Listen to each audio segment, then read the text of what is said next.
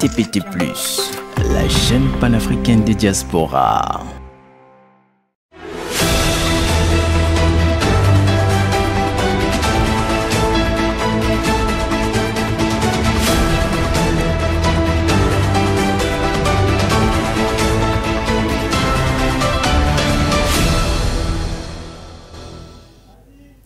Fidèles téléspectateurs, bienvenue à ce nouveau programme des informations sur TPT+, la chaîne du moment. Ensemble, partageons l'information. Notre marathon d'actualité de ce 13h30 à travers le monde débute par les États-Unis d'Amérique qui envisagent d'ajouter 25 pays africains à la liste des pays interdits d'entrée sur le territoire, parmi lesquels la RDC, la Côte d'Ivoire, la Gambie, le Niger et le Sénégal.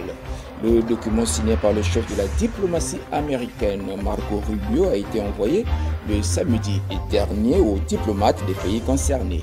Ceux-ci disposent de 60 jours pour remplir certaines conditions.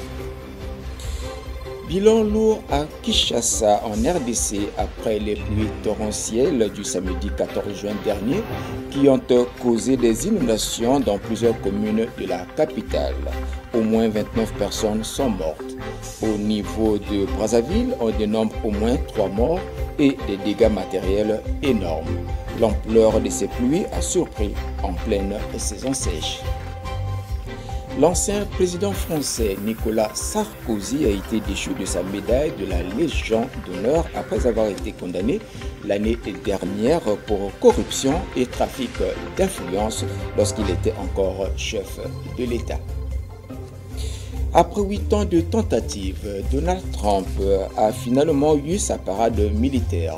Le président américain a assisté le samedi dernier à une démonstration de force militaire près de la Maison-Blanche, marquée par le défilé des chars, des salves de canons et la présence des troupes en uniforme.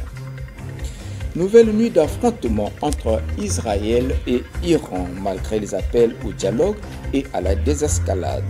Kaja Kallas, chef de la diplomatie européenne, annonce une réunion d'urgence des ministres des Affaires étrangères de l'Union demain mardi, consacrée au conflit entre Israël et l'Iran.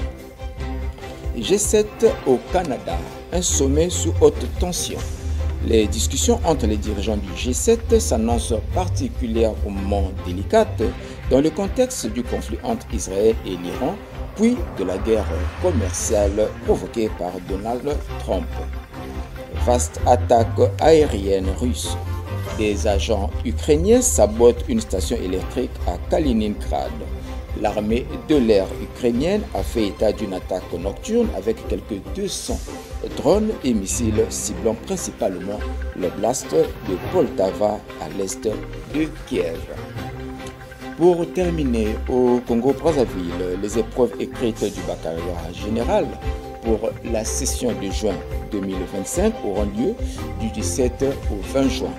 Environ 94 181 candidats sont inscrits pour cet examen d'État.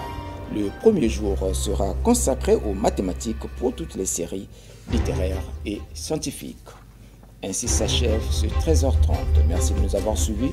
Je vous retrouve à 19h30 pour la grande édition. À tout à l'heure.